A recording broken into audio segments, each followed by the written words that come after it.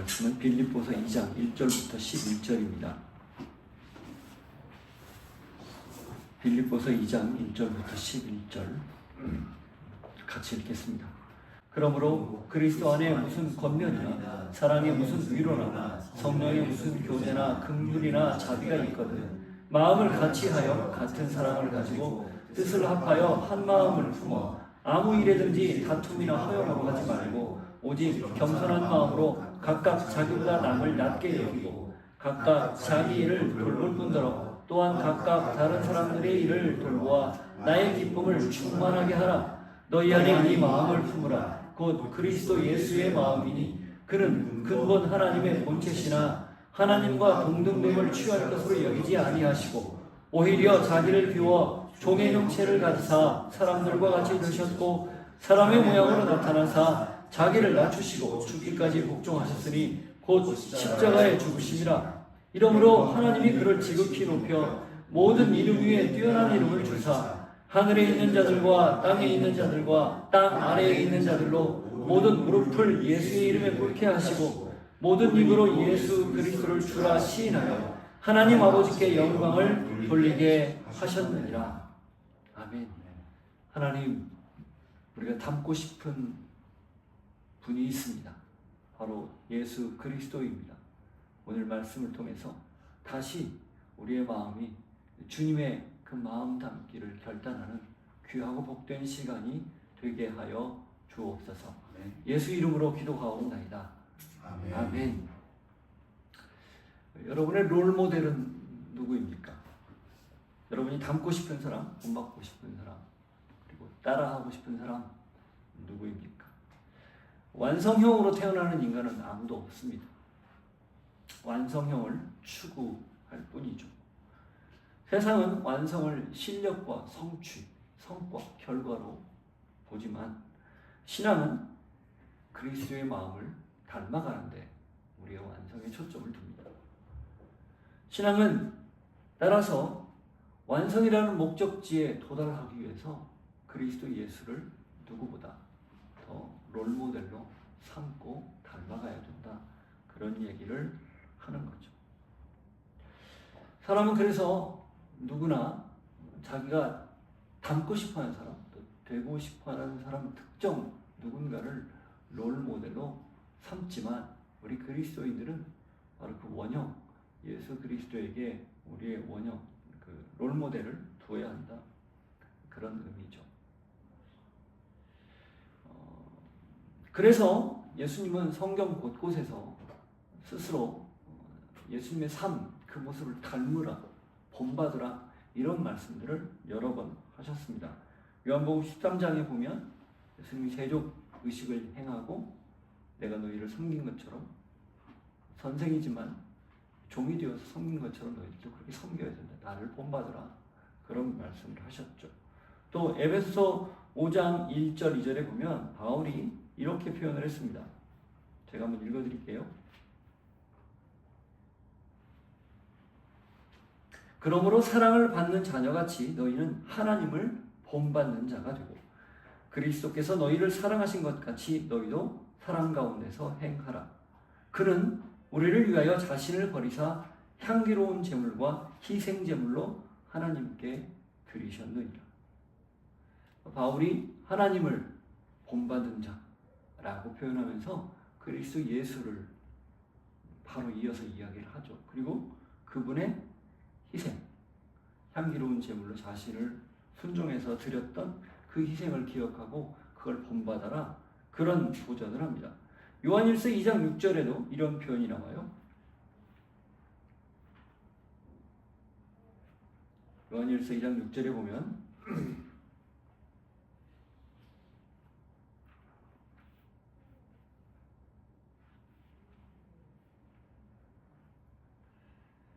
그의 안에 산다고 하는 자는 그가 행하시는 대로 자기도 행할지니라.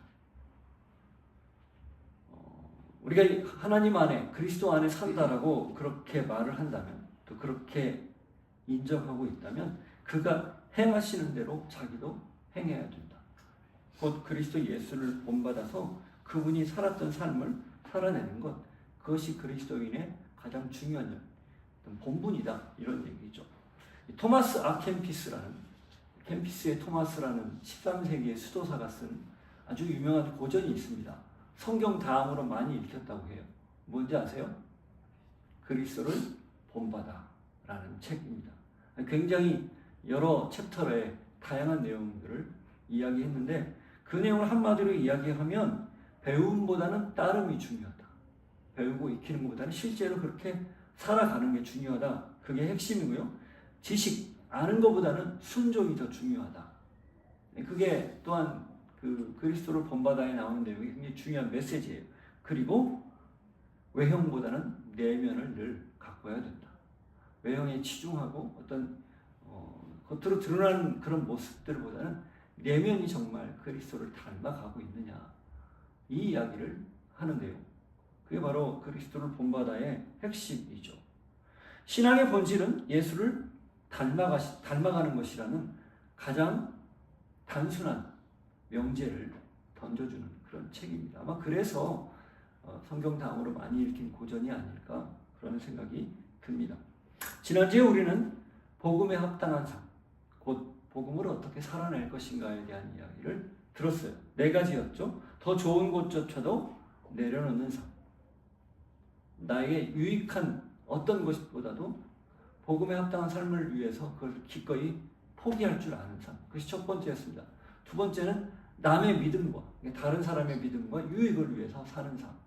나 자신을 위해 사는 삶이 아니라 다른 사람, 나에게 맡겨진 이웃을 위해서 사는 삶. 그것이 복음에 합당하게 사는 것이다. 이런 얘기를 했어요. 그리고 어떤 박해나 어려움 이런 것들 앞에서도 두려워하지 않고 복음 위에 제대로 서 있는 것. 그러니까 혹은 세상적인 유혹이나 혹은 어려움, 고난 이런 것들이 있다 할지라도 복음과 세상과 타협하지 말고 복음을 끝까지 지키는 것, 이것이 복음을 살아내는 것이라고 말씀드렸어요. 그리고 믿을 뿐만 아니라 기꺼이 고난조차도 감수하며 감내하는 삶. 꽃길만 주어진다 이게 아니라 그 길이 곧 가시밭길이라 할지라도 그게 주님과 함께하는 길이라면 기꺼이 그 길을 걸어가는 것, 이것이 복음을 살아내는 길, 복음에 합당한 삶이라는 얘기를 우리가 같이 들었습니다. 오늘 본문은 이 복음에 합당한 삶을 살기 위한 자세, 태도, 이걸 이야기합니다. 그것을 우리가 품어야 할 마음으로 바울이 제시를 하고 그 마음이 곧 그리스도 예수의 마음이다. 이렇게 말을 하는 거죠. 그래서 오늘은 우리가 말씀을 통해서 우리가 닮고 싶은 사람, 닮고 싶은 대상, 그 예수 그리스도라는 사실을 다시 확인하고 그분이 살았던 모습, 삶의 모습을 우리 것으로 삼아서 우리 역시 그렇게 복음에 합당한 자로 살 수 있는 기반, 터전, 기초를 다시 세울 수 있는 복된 시간이 되기를 바랍니다. 오늘 본문은 그러므로로 시작을 하죠. 이 그러므로는 후치 접속사입니다. 앞에 다른 내용이 있고 그 중간에 이렇게 딱 표현을 해서 앞에 있는 내용들, 그러니까 1절이 그 앞에 있었던 1장의 막 그 뒷부분 내용, 인사 다음에 바울이 했던 이야기들을 그대로 연결지어서 따라서 이렇게 살아야 된다. 이런 내용으로 시작을 합니다. 자, 1절 보시죠. 그러므로 그리스도 안에 무슨 권면이나 사랑의 무슨 위로나 성령의 무슨 교제나 긍휼이나 자비가 있거든, 이렇게 되어 있습니다. 여기 바울이 보면 4가지를 이야기하는데 그리스도 안에 무슨 권면이, 그러니까 위로죠, 격려죠. 그 다음 2번째는 사랑의 위로, 그 다음 3번째는 성령의 교제, 4번째가 긍휼이나 자비입니다. 그런데 이게 원문을 보면 있거든 이라고 되어 있기 때문에 이게 있는지 없는지 불분명하지만 원문에는 너희들에게 그런 것이 지금 있다라는 표현이에요. 바꿔 말하면 이미 너희들이 그리스도 예수 안에 있다면 그리스도로부터 위로를 받고 사랑의 그 위로를 받으면서 성령의 교제와 그리고 긍휼이나 자비가 이미 너희들 안에 주어져 있다, 그런 의미입니다. 다른 무언가 새로운 것을 구하라 이런 게 아니라 이미 이런 것들이 주어져 있기에 이렇게 되는 거예요. 그러니까 복음에 합당한 삶을 사는 사람에게 하나님이 그 복음에 합당한 삶을 살 수 있도록 이러한 은혜들을 이미 주셨다, 그런 뜻이에요. 따라서 빌립보 성도들에게 바울이 지금 말하는 것은 다른 무엇을 구할 필요가 없다. 이미 너희들에게 풍성하게 주어진 것이 있으니 그런 의미 있죠. 우리가 하나님께서 주신 은혜, 하나님에게 받은 은혜를 한번 떠올려 보면 사실 부족한 게 없습니다. 그렇지 않나요? 아니 무슨 말씀을 그렇게 하세요? 너무 부족한 게 많은데, 너무 여전히 내 삶은 열악하고 여전히 내가 원하는 대로 풀리지 않는데 뭐가 부족한 것이 없다는 겁니까? 이런 생각을 할 수 있어요. 왜 그런 생각에 빠져들까요? 우리의 삶의 내면보다 외형적인 것, 아까 얘기했듯이 외형적인 것, 또 예수 그리스도를 닮아가는 그런 어떤 신앙의 목표보다는 우리에게 주어지는 소위 말하는 세상에서 말하는 성공이나 여러 가지 그 눈에 보이는 혜택, 결과물 이런 것들에 더 관심을 두기 때문에 마치 주어지지 않은 것처럼 느껴질 뿐입니다. 성경은 이 땅에서의 복을 이야기하죠. 그러나 이 땅에서의 복이 전부가 아니라는 걸 늘 강조합니다. 예수님이 가르쳤던 내용들을 잘 보면 하나님의 나라에 관한 가르침이었지 이 세상 나라에 관한 가르침이 아니었습니다. 하나님 나라에 관한 가르침의 핵심은 이 세상에서 누리는 번영이나 안전, 그리고 어떤 성공 이런 게 아니거든요. 근데 우리는 마치 예수를 믿으면 또 교회에 다니면 그런 것들이 보상처럼 주어지는 거라 생각을 해요. 그리고 그게 주어지지 않으면 내가 지금 하나님의 은혜, 복을 받지 못했다 이런 생각을 하는 거죠. 거기에 대해서 우리가 좀 고민해 봐야 되지 않을까요? 정말 건강한 신앙인이라면, 정말 제대로 우리가 예수를 믿겠다라고 결정을 했다면 그런 고민들 깊이 해봐야 되지 않을까요? 그래서 신앙은 늘 본질을 찾고 늘 내가 왜 신앙하는지에 대한 목적에 답할 수 있는 것이어야 합니다. 그렇지 않으면 그 지역적인 것들, 겉으로 드러나는 보상 이런 것들에만 관심을 두게 되거든요. 이미 하나님이 모든 걸 다 주셨는데 더 달라고 아우성 치는 겁니다. 하나님이 당신 자신을 내어주셨는데 그 외에 다른 것들을 찾고 달라고 매달리는 거죠. 본질을 이미 다 주셨는데 비본질에만 몰두하는 비신앙입니다. 그래서 우리가 품어야 할 마음, 우리가 품어야 할 그리스도의 마음은 무엇일까? 이미 받은 걸 기억하고 감사하는 태도입니다. 여러분이 받은 은혜를 한번 생각해 보십시오. 부족할까요? 아마 넉넉히 넘칠 거요. 잘 생각해 보십시오. 그렇게 시작하는 것이 신앙입니다. 그게 능력이고 그게 하나님 주시는 은혜예요. 히브리서 13장 5절을 한번 보십시오.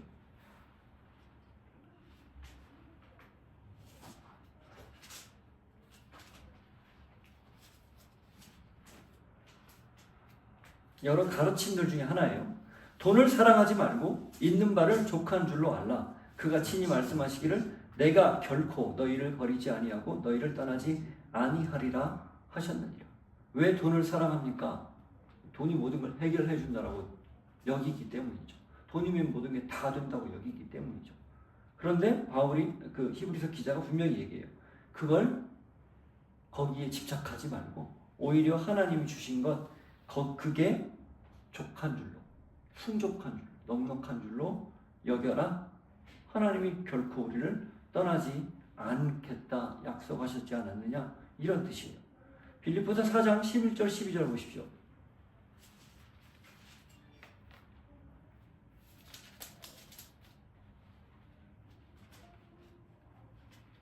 유명한 구절이죠. 내가 궁핍함으로 말하는 것이 아니니라 어떠한 형편에든지 나는 자족하기를 배웠노니 나는 비천에 처할 줄도 알고 풍부에 처할 줄도 알아. 모든 일 곧 배부름과 배고픔과 풍부와 궁핍에도 처할 줄 아는 일체의 비결을 배웠노라. 아이고 이것은 바울 같은 위대한 신앙인들만 할 수 있는 고백이죠. 아니에요. 바울이 이 고백을 할 수 있었다면 우리 또한 할 수 있다는 뜻이고 해야 된다는 뜻입니다. 우리가 이렇게 고백하지 못하는 것은 우리의 관점이 여전히 세속적이고 여전히 눈앞에 보이는 현실적인 것에만 딱 집중되어 있기 때문에, 거기에만 몰입되어 있기 때문에 그렇습니다. 그걸 좀 열어서 하나님을 바라보면, 말씀을 바라보면 어떤 경우에도, 어떤 형편에도 자족하는 일체의 비결을 바울처럼 경험할 수 있는 거죠.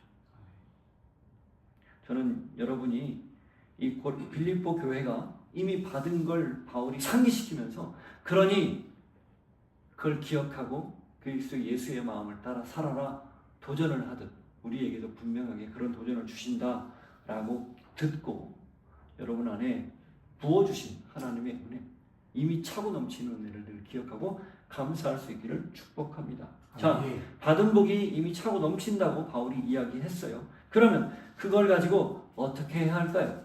2절부터 4절이 그런 복을 받았으니 너희는 이렇게 살아야 된다 라고 말을 하는 겁니다. 2절 먼저 보시죠. 마음을 같이하여 같은 사랑을 가지고 뜻을 합하여 한 마음을 품어. 자, 이 2절에서의 핵심 키워드는 뭘까요? 한 마음입니다. 같이 해라. 같은 마음을 가지고, 같은 사랑을 가지고 합하여 한 마음이 되어라. 제가 이 2절 이하의 말씀을 왜 주셨다고 첫 번째 시간에 얘기했었죠? 누구죠? 유오디아와 순두개. 기억나십니까? 4장 2절에 나오는 내가 유오디아를 권하고 순두개를 권하느니 주 안에서 같은 마음을 품으라. 또 참으로 나와 멍에를 같이 한 내게 구하노니 복음에 나와 함께 힘쓰던 저 여인들을 돕고 또한 글레멘드와 그 외에 나의 동역자들을 도우라. 그 이름들이 생명책에 있느니라. 빌립보 교회 안에 이 리더들 사이에 약간의 분열의 조짐이 있었다, 갈등의 조짐이 있었다, 그런 얘기를 했잖아요. 그래서 그런 차원에서 서로 겸손하게 상대방을 섬겨라, 이런 의도로 예수 그리스도의 마음을 품으라, 이런 얘기를 했다고 말씀드렸잖아요. 그 내용이에요. 그러니 너희들이 받은 복, 그게 이미 차고 넘치니 다른 걸 구하지 말고 거기에 감사할 수 있다면, 거기에 하나님이 주신 은혜를 기억하고 살아가야 한다면 어떻게 해야 된다? 한 마음을 품어라. 그겁니다. 두 번째, 뭐라고 얘기해요? 아무 일에든지 다툼이나 허용으로 하지 말고 오직 겸손한 마음으로 각각 자기보다 남을 낮게 여기고. 여기에서 핵심 단어는 뭐가 습니까? 겸손하게 어떻게? 남을 낮게 여기라. 여러분, 겸손하면 당연히 상대방을 존중합니다. 왜 상대방을 존중하지 않느냐? 내 마음이 겸손하지 않기 때문에 그래요. 내 생각이 많고 내 주장이 많고 이게 옳다라고 그렇게 여기기 때문에 다른 사람을 하찮게 보는 거예요. 결코 다른 사람을 존중하지 못합니다. 존중은 겸손에서 나오는 거예요. 자, 같은 마음을 품고 하나가 되어서 어떻게 해라? 남을 낮게 여기라. 겸손은 태도. 세 번째는 뭡니까? 4절. 각각 자기 일을 돌볼 뿐더러 또한 각각 다른 사람의 일들을 돌보아 나의 기쁨을 충만하게 하라. 각각 두 번 나오죠. 각각 무엇을 돌봐요? 자기 일을 돌보고 또한 다른 사람의 일을 돌봐라. 각자가 누가 누구에게만 아니라 모두가 자기 일을 돌보면서 남의 일도 돌봐라. 이 이야기의 핵심이 뭐가 있습니까? 나에게만 몰입되지 말고 다른 사람을 좀 봐라. 그러면 결과적으로는 이걸 왜 바울이 이야기할까요? 그래야 하나가 될 수 있다. 그래야 갈등을 넘어설 수 있다. 이렇게 말하는 거죠. 그러면서 나의 기쁨을 충만하게 하라 이렇게 되어 있어요. 근데 원문에 보면요, 나의 기쁨을 충만하게 하라가 제일 첫 번째 나와요. 2절 앞부분에 나와요. 나의 기쁨을 충만하게 하라. 이러이러하게. 그게 세 가지. 근데 이제 개역 성경은 이걸 좀 우리말에 맞게끔 풀어 쓴 거죠. 그런데 원문은 나의 기쁨을 충만하게 하라. 그건 바로 너희들이 한 마음을 합해서 서로를 존중하고 낮게 여기면서 서로의 일을 돌보는 것이다. 이런 의미입니다. 바울이 그래서 뜻을 합해서 겸손하게 서로를 돌보라 이런 얘기를 통해서 교회가 하나 될 수 있도록 그렇게 도전하는 거죠. 공동체는 쉽게 그냥 저절로 하나 되지 않습니다. 서로가 지금 여기 바울이 이야기하는 것처럼 노력해야, 애를 써야, 예수 안에서 서로 몸부림을 쳐야 하나 될 수 있는 거예요. 자동으로 되지 않습니다.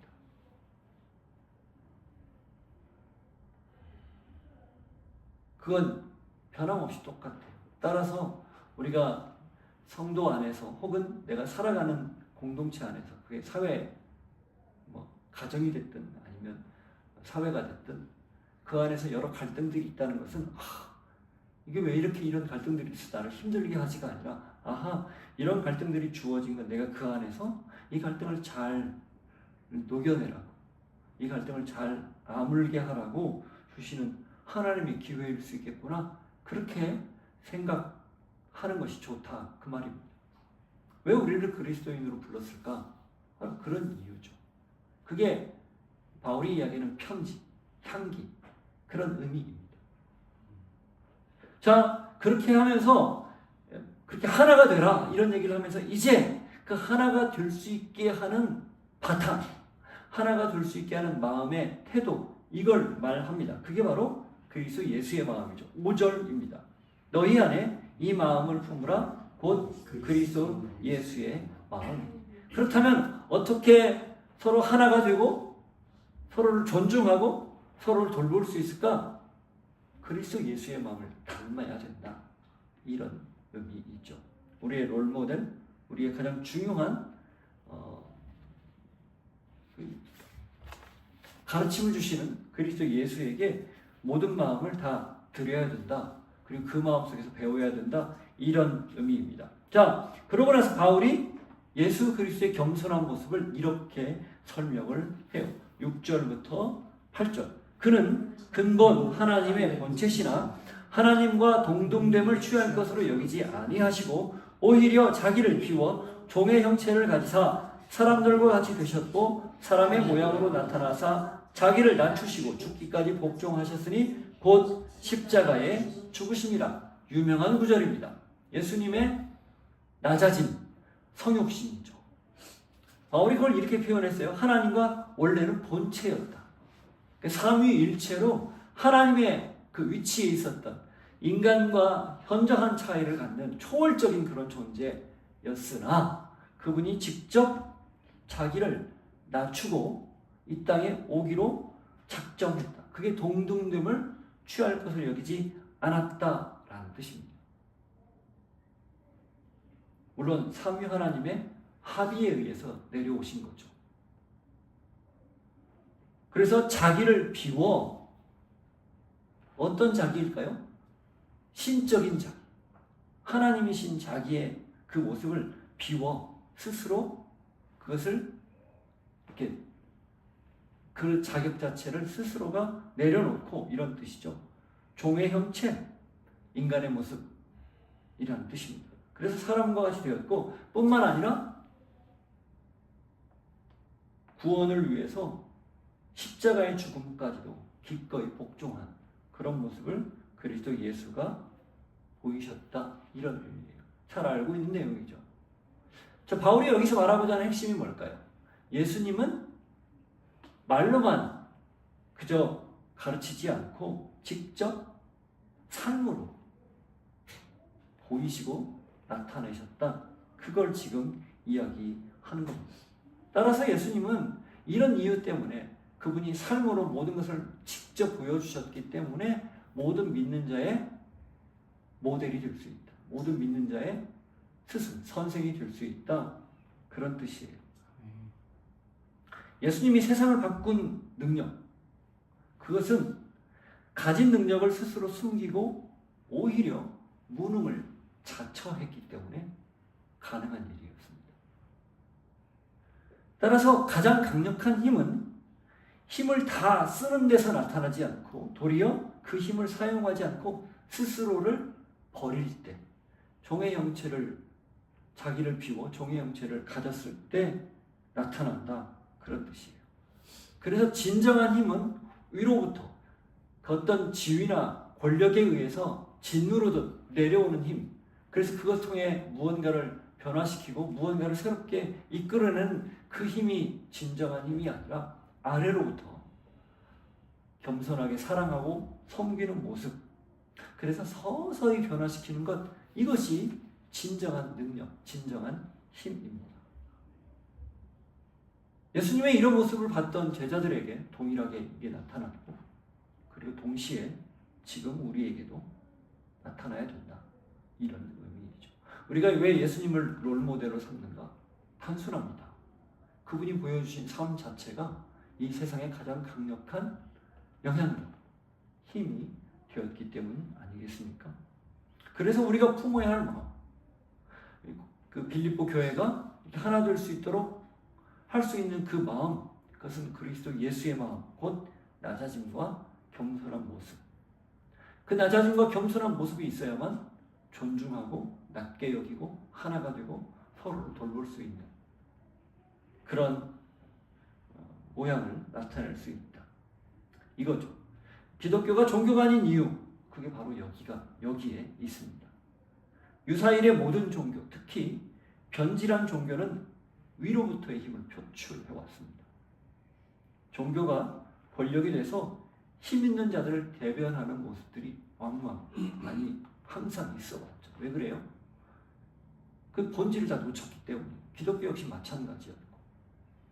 따라서 우리가 종교를 벗어나 참 신앙이 되기 위해서 품어야 할 이 태도, 이 마음, 곧 예수님을 닮아서 그분의 겸손한 모습을 따라하는 것, 그거 외에는 달리 세상을 바꿀 수 있는 힘이 없다라는 사실을 반드시 기억해야 할 겁니다.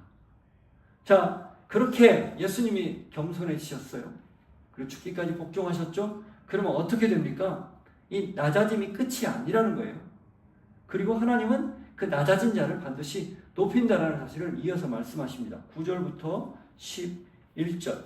이러므로 하나님이 그를 지극히 높여 모든 이름 위에 뛰어난 이름을 주사 하늘에 있는 자들과 땅에 있는 자들과 땅 아래에 있는 자들로 모든 무릎을 예수의 이름에 꿇게 하시고 모든 입으로 예수 그리스도를 주라 시인하여 하나님 아버지께 영광을 돌리게 하셨느니라. 여러분이 볼 때 6절부터 8절이 좋아 보입니까? 9절부터 11절이 좋아 보입니까? 솔직히 6절부터 8절이 있기 때문에 9절부터 11절이 있는 거죠. 그런데 이 6절부터 8절의 겸손의 모습도 좋지만 더 눈에 확 들어오는 건 솔직히 말하면 9절부터 11절이에요. 호상, 하나님이 높여주신 것, 그게 훨씬 우리에게 다가옵니다. 이게 무엇을 의미할까요? 오늘 말씀의 핵심이 여기에 있어요. 이게 도대체 무엇을 얘기하는 걸까요? 우리 정서적인 마음에, 정서적인 그 신앙에 무엇을 이야기하고자 하는 걸까요? 우리는 자칫 잘못하면 이렇게 생각할 수가 있습니다. 우리가 하나님 앞에 이렇게 살면 하나님이 거기에 따른 충분한 보상을 주실 거야. 그렇죠? 안 그런가요? 저만 그런가요? 이 9절부터 11절을 그냥 단순히 읽으면 아하, 예수님이 그렇게 순종하고 복종해서 자기를 낮추셨기 때문에 하나님이 그것을 높이 평가해서 다시 높이셨구나, 원래 있던 자리로 회복시켜 주셨구나, 이렇게만 생각해요. 그리고 어떻게 적용할까요? 우리도 겸손하게 하나님의 뜻에 따라 살면 하나님이 이렇게 우리를 높여주실 거야. 그런 우리가 겸손하게 사는 것 당연하고, 우리가 지금 겪는 것 감내하는 게 당연해. 왜? 그 뒤에 주어질 엄청난 보상이 있으니까. 이런 생각을 한다는 거죠. 근데 과연 그럴까요? 그렇게 성경이 단순할까요? 하나님이 단순하게 우리에게 그렇게 쉽게 보상의 논리로 다가오실까요? 저는 그렇게 생각 안 합니다. 낮아짐, 예수님의 낮아짐이죠.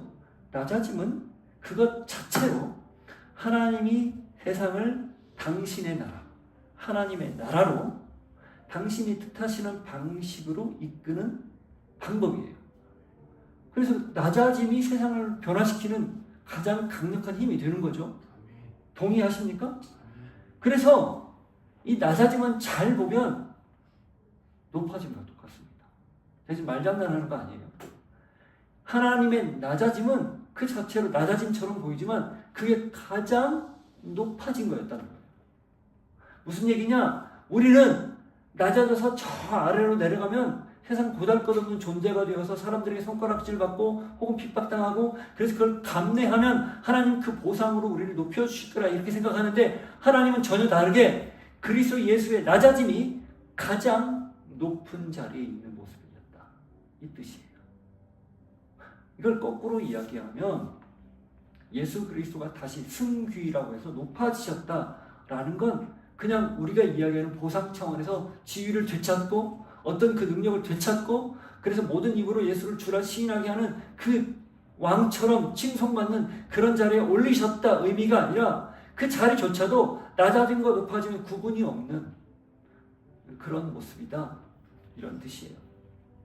그러니까 우리의 신앙에 보상으로 접근하려고 하는 그 마음을 원천적으로 차단하는 거죠. 그래서 신앙은 보상 논리가 아니라는 거예요. 우리가 이렇게 열심히 하나님을 섬기면 거기에 따른 대가로 이렇게 주어질 거다, 복을 받을 거다, 전혀 아니라는 거예요. 하나님의 눈에는 낮아짐과 높아짐의 차이가 없어요. 우리의 눈에만 낮아짐과 높아짐의 차이가 있을 뿐이죠. 그러니 자꾸 무엇을 추구할까요? 높아짐을 추구하죠. 그러기 위해서 낮아짐을 찾는 거예요. 목적이 다릅니다. 높아지기 위해서 낮아지는 것과 그냥 낮아짐 자체가 하나님의 높은 그 자리이기 때문에 우리가 그 자리를 자처하는 것 전혀 다른 거예요. 그러면 높아지기 위해서 낮아짐을 찾으면 그 낮아짐을 어떻게 생각할까요? 우리가 견뎌내야 할 것, 이겨내야 할 것으로만 생각해요. 그냥 그 자체가 삶이라는 생각을 안 하는 거죠. 모르겠습니다. 제가 이게 잘못된 적용일 수도 있고 잘못된 생각일 수도 있지만 아무리 해도 본문을 묵상하는데 이게 가슴에 다가왔어요. 그래서 그리스도인의 삶은 낮아짐 그 자체가 하나님이 가장 귀하게 보는 자리라는 사실을 인식해야 된다. 이게 오늘 말씀의 핵심이에요. 그게 그리스도 예수의 마음입니다. 우리가 닮아야 할 마음이고요. 꼭 기억하십시오. 여러분이 지금 겪고 있는 신앙의 자리에서의 어려움, 고통, 여러분 그것은 하나님이 가장 기뻐하는 자리일 수 있다는 거예요. 아니, 가장 기뻐하는 자리입니다. 그러면 때로는 그 보상으로 사람들에게 귀하게 대접받고 귀한 자리에 가는 것, 그것도 하나님 주신 은혜죠. 그러나 그 자리에서조차 무엇을 생각해야 될까요? 낮아진 자리를 생각해야 된다는 겁니다. 그래야 교만하지 않게 된다는 거예요. 그래야 진짜 겸손하게 된다는 겁니다. 자, 예수님의 입장에서 생각을 해보시죠. 천국에 하나님 나라에 함께 있다가 자기를 비워서 내려오셨어요. 그럼 예수님은 그 내려오신 이 자리가 낮아진 자리라고 얘기했을까요? 아니, 그냥 삼위 하나님이 함께 존재하던 그 자리나 지금 이 땅에 육신을 입고 내려온 자리나 예수님께는 같은 거예요. 그러니까 십자가까지 가신 거예요. 물론 고통스럽죠. 그러나 그 구분을 두지 않았기 때문에 기꺼이 그 자리로 가신 거고, 구분을 두지 않았기 때문에 다시 하늘나라에 올라가셔서도 이 낮은 자리를 늘 염두에 두고 여기에 관심을 두고 여기에 살고 있는 우리들을 하나님 앞에 중보하는 중보자의 위치에 당당히 여전히 서 계신 거라는 사실입니다. 이게 그리스도 예수의 마음이에요. 변함없는 마음, 한결같은 마음.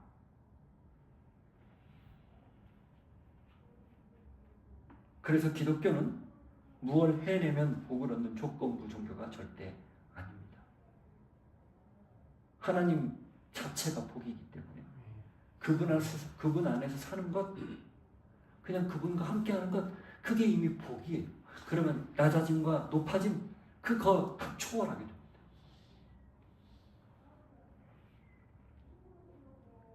그래서 우리가 낮아지거나 높아지거나 그것은 지위 혹은 보상 문제가 아니라 그냥 우리 삶 자체예요.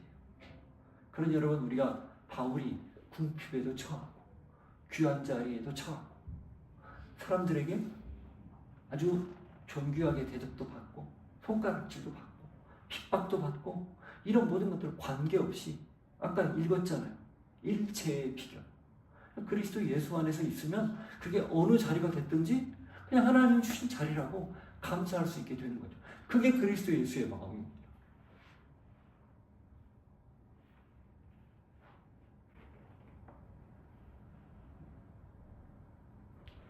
그래서 우리의 삶의 현장을, 삶의 자리를 낮아지거나 높아지거나 거기에 연연해 하지 말고 그 자리 자체에서 그리스도 예수가 우리와 함께 하신다는 그 사실, 하나님 주시는 그 복이 우리 안에 이미 있다라고 하는 그 사실, 한 가지만 분명하다면 우리는 언제든 어느 위치에 있든 당당히 주님과 함께 그 길을 걸어갈 수 있을 것입니다. 그게 그리스도 예수를 닮는 길, 예수의 마음을 품는 길입니다. 축복합니다. 여러분 자리가 어떤 곳이 됐든지 오직 하나님 한 분만을 기억하고 그 자리에서 온전히 그리스도 예수의 사랑으로 그분을 닮아가며 합당한 삶을 살 수 있기를 도전하고 축복합니다. 지금은 예수 그리스도의 은혜와 하나님 아버지의 사랑과 성령님의 교통하시며 위로하시며 충만하신 역사하심이 그리스도 예수의 마음을 본받아 우리도 겸손하게 순종하며 하나님 부르심에 따라 그 자리가 어느 곳이든 늘 감사하며 하나님과 동행하기를 소망합니다. 결단하고 고백하는 주의 백성들을 머리 위에 삶의 자리 위에 이제로부터 영원토록 함께 하시기를 간절히 축원하옵나이다. 아멘.